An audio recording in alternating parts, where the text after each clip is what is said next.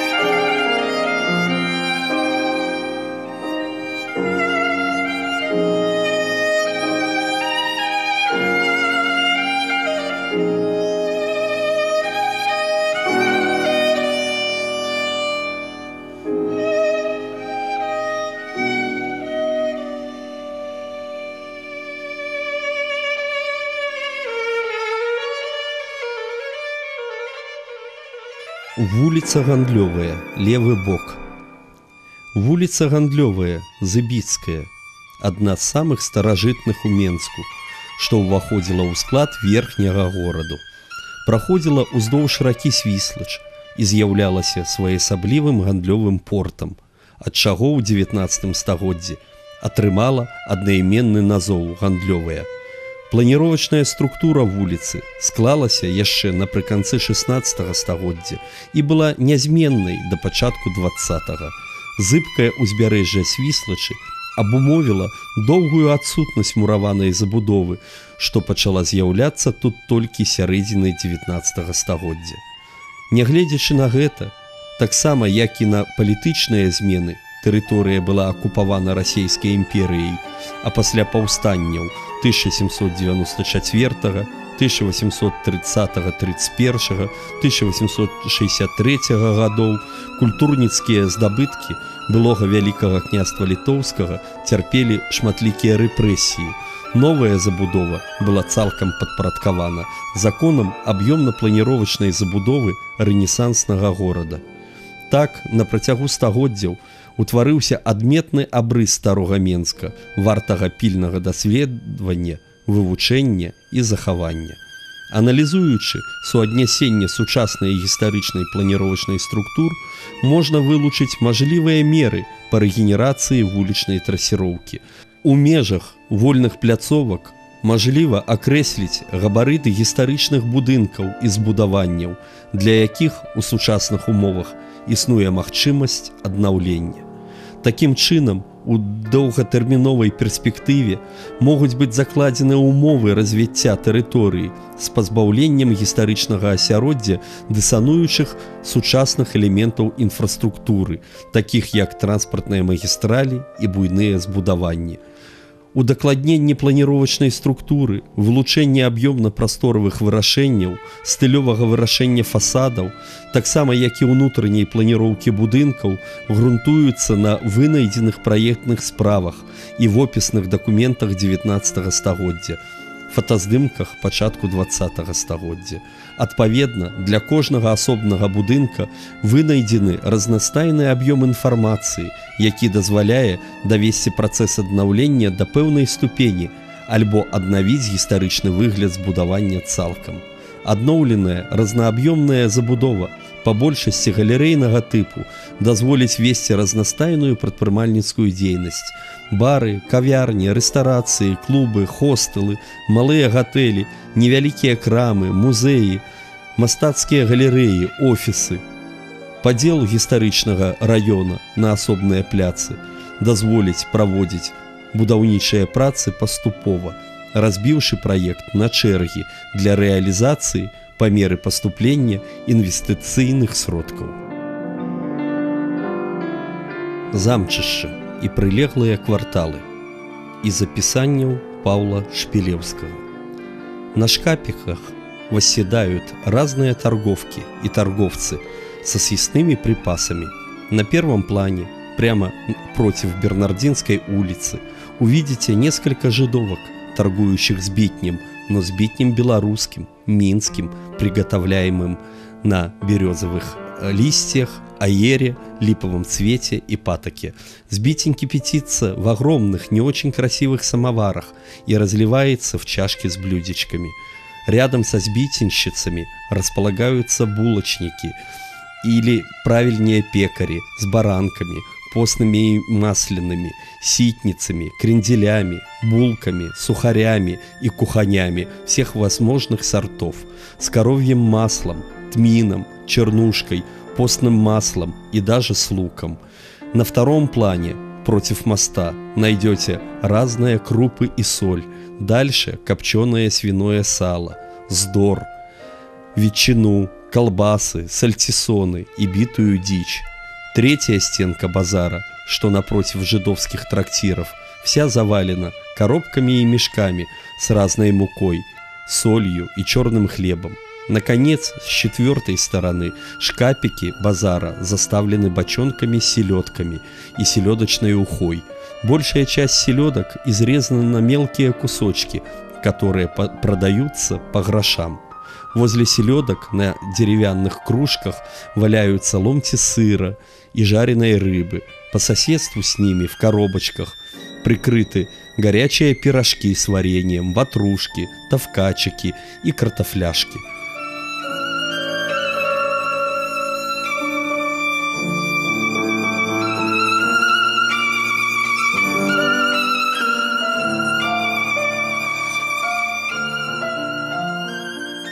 Як бачна, сённяшняя горадабудаўнічая сітуацыя ніякім чынам не ўплывае на межы гістарычнага 29-го квартала.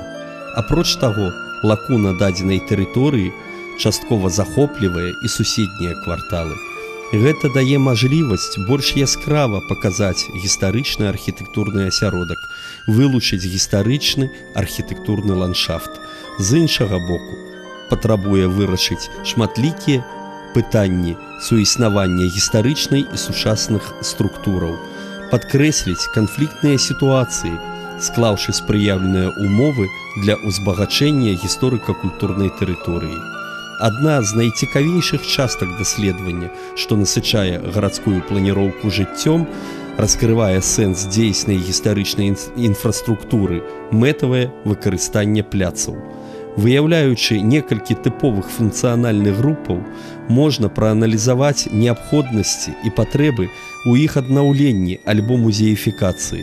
Трэба прадбачыць новыя сацыяльна карысныя функцыі, але пры абавязковай умове захавання аб'ёмна-прасторавага вырашэння і аздаблення будынкаў. Вяртанне функцыі альбо яе інтэрпрэтацыя ў гістарычнай прасторы дазволіць больш яскрава выявіць зніклыя на гэтых патэрнах традыцыйныя этнакультуры.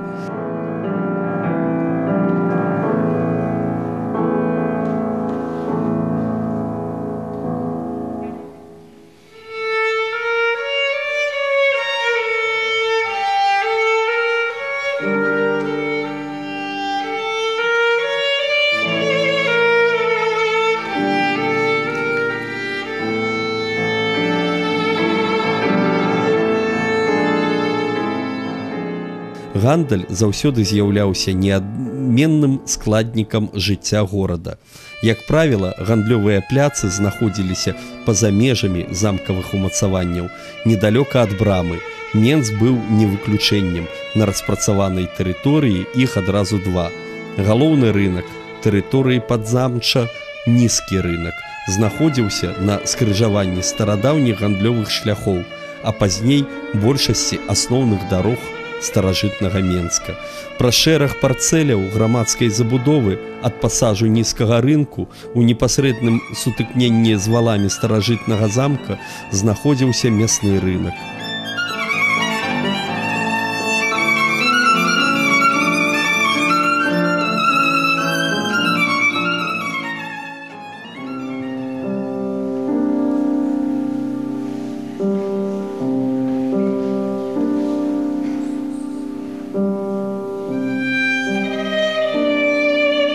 На валах Менскага замку знаходзіўся будынак гродскага суда, адна з найстаражытнейшых мураванак грамадскага прызначэння, бадай самы значны будынак для разумення высокага статуса невялічкага горада як цэнтра ваяводства.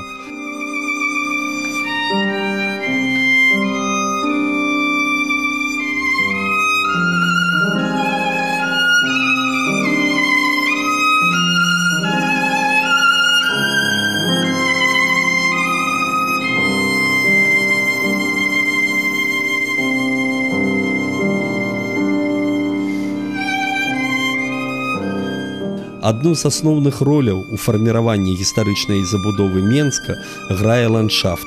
Калі асобна разглядзець тэрыторыю нізкага рынку, то тут аснову планіровачнага ядра складае старажытнае замчышча. Менавіта ўздоўж абвалоўкі замчышча былі сфарміраваны асноўныя вуліцы, а капітальная забудова, робячы своеасаблівы рэверанс у бок старадаўняга ўмацавання, паступова знікае, набліжаючыся да яго верхавых кропак. Менавіта адсюль адчыняліся воку назіральніка найлепшыя гарадскія панарамы.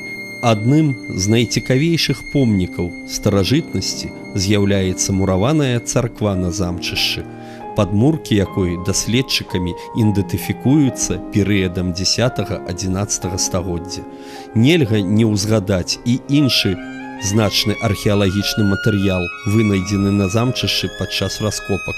Гэта больш ранняя структура гарадскога асяродка, сфарміраваная ў асноўным драўлянай забудовай і маючая ў сваёй большасці хаатычны характар.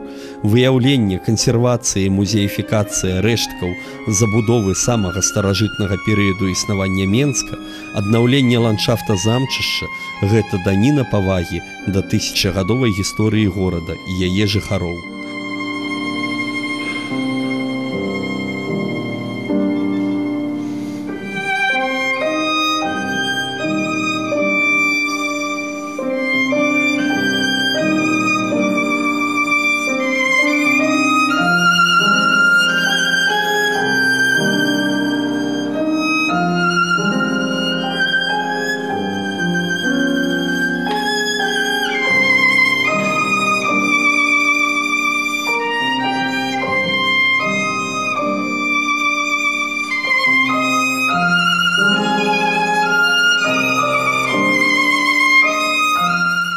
Такім чынам, праектам рэгенерацыі ставіцца мэта вывучэння, захавання і аднаўлення розных па часе гарадскіх структур, увядзення іх у сучасную горадабудаўнічую сітуацыю, вывучэнне этнакультурнага асяродка, фіксацыя і экспанаванне вынайдзенага праз сродкі гістарычнай рэканструкцыі, музіфікацыі і дызайна.